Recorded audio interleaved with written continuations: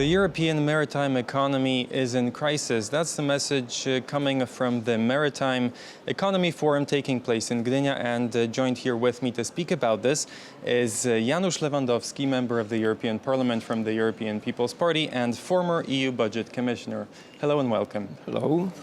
So we're speaking about this crisis in the shipbuilding industry and the maritime economy. What's the cause behind it? Well, maritime economy this is something much more than shipbuilding. And when you see Polish maritime economy, we have mixed picture because our maritime ports are rising, thriving, in line with the Polish economy rising. And very wise management in combination of a state control of infrastructure together with private investment and commercial investment in operation. That is wise combination, and that is also why our port economy is doing well. And really, shipbuilding economy is doing well only in the private sector, built as a grassroots development, for example, Christ. But number one is Gdańska Remontowa, no longer only ship repair, but also responsible for the Polish Navy, Polish ferry programs. So this is one very important message. This is dual picture. Private economy is doing well, also in shipbuilding in Poland, while the state-owned economy, besieged by nomenclatura, is surviving, is fighting for survival with help of taxpayers' money. So here is the picture. But in communist times, before the fall of communism in Poland in 1989, you could say that Poland was a power when it came to shipbuilding. Is that the case now? No longer. This was artificial superpower because Poland was exploiting freedom of seas, like Chinese are exploiting now freedom of trade without giving their territory and exposing their territory to competition. Poland was somehow seen as maritime economy was seen in communist time as a Polish specialization. This was easy Soviet market for our shipyards, not very demanding. So this was rather artificial superpower, but leaving for free Poland really efficient people who are moving very nice in this international environment without complexes. So this was a good heritage of communism. Now moving on to the EU's maritime economy, because that also seems to be a big challenge. You said 3/4 around that amount of trade in the European Union is based on maritime transport. Is that true? What are the challenges and how is this economy developing? Europe was once a world superpower. Really, we are so dependent on trade that we are also dependent on seaborne traffic. More, at least 3/4 of our trade is seaborne trade. Now even more because once Russia was our main trading partner and now US, so more on oceans and seas and less in land traffic.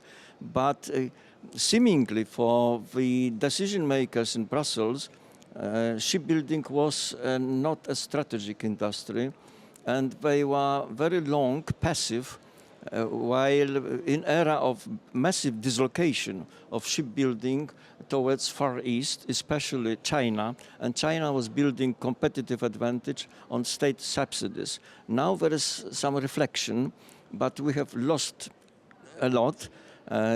This was not enough to live for Europe. Luxury ship, cruise ships, ferries, yachts also built, or catamarans built in Polish shipyards.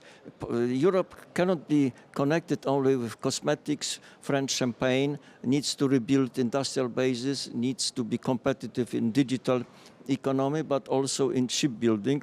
This is feasible, I think, because I now see more attention given to security. And security is also about independence, strategic sovereignty of Europe. So we should be less dependent also on China in shipbuilding. But how can we speak about this when we know in the last century it was more than 40% of the global shipbuilding took place in Europe. Now it's down to 6%, I believe. How to revive this? Now we are about strong ecological standards enforced not only by European Union but also international maritime organizations. So this is a very global challenge, and it creates demand for sophisticated construction, not easy construction, by sophisticated construction. So far, this was not specialization of China, this was specialization of Europe, and we should preserve that sort of advantage, knowing that China is also chasing us in this respect. They want to move also to more sophisticated offshore shipbuilding, generally raising to the ecological standards of International Maritime Organization. And what about being sure that the industry develops, but at the same time, not allowing foreign influence to enter our ports? We know that there's a tender for the further construction of the port in Gdynia. We know that there is fear that if a Chinese company wins, there could be influence. How to connect these two? China is not going to participate in extending of Gdynia port. This is a sensitive point now for Europe, about China, about Russia, and we are very sensitive towards so-called critical infrastructure. Critical infrastructure means ports and logistics, including Gdynia port. Now we are more assertive towards China in this respect in name of our security.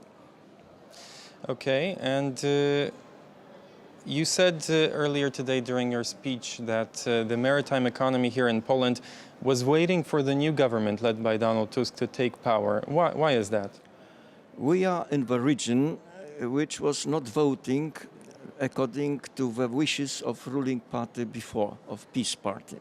Therefore, there were many costly events in our region. We have lost Lotos, main engine of growth in our region. We need to rebuild the position of Energa, but also we need to move forward with important investment, important for the Port Authority, that is so-called Droga Czerwona, waiting for many years. Yes, but this is not coming too soon, but this is essential for extending capacity of Gdansk, of Port of Gdansk especially. So there were big expectations. I am not always happy with the new development of a new government, but this is only the beginning. Okay, and there's also a lot of hopes when it comes to the maritime economy to offshore wind farms. That the first one will be likely constructed by Poland's oil giant Orlen. What is the state of this? It seems to be a major project, offshore economy.